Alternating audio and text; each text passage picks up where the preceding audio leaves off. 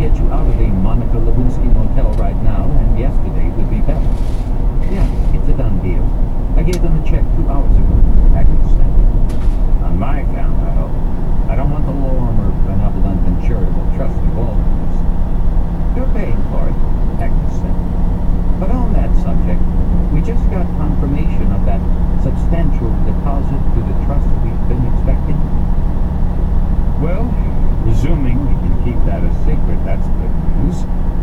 Can I go to this place straight from the airport? And can I stash Lieutenant Lorimer there until I figure out what to do with him? You can go there from the airport, Agnes said. But there's no sheets or towels, food, etc. And yes, you can take somebody there. 6 bedrooms, 6 baths, and it's off the road. Nobody can look into the windows from the street. I told them to get a radio in there tomorrow, but it will probably be a couple of days before you have a secure White House telephone. Dick, can you get our stuff out of the Mayflower and over there before I get there? And stop by Sam's Club or someplace and buy sheets, etc. and food. Charge that to the trust. Yes, sir, Colonel, sir. Dare I to presume that was an invitation to share your new quarters? Yeah, but no guests of the opposite sex above the first floor, Castillo said. We are going to be paragons of virtue in our new home. Agnes laughed. I'll have to see, she said. Castillo had a new home. Who's going to take care of this place? That's another problem I'm working on, Agnes said. You're going to need a housekeeper and a yard man, at least. Dick said maybe we could put in an ad in the Army Times and see if we could find a retired sergeant and his wife. Maybe they have security clearances. What would I do without you, Agnes? I shudder to consider the possibility, she said. Unless you've got something else, we'll see you tomorrow, Castillo said. Can't think of anything that will wait.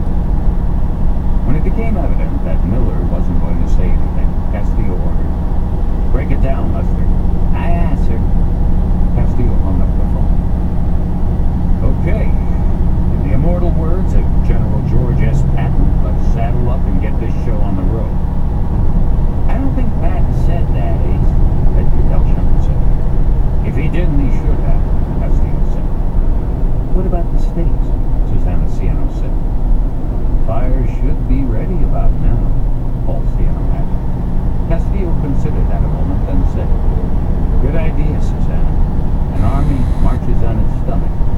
I don't know if Patton said that or not, and I don't care. I'm hungry. Let's eat.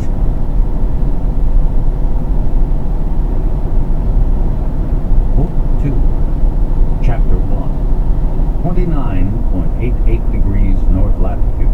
86.39 degrees west longitude, over the Gulf of Mexico, 1750 hours, 1 September 2005.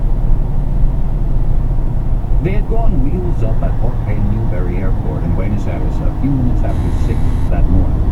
They had flown diagonally across South America to Quito,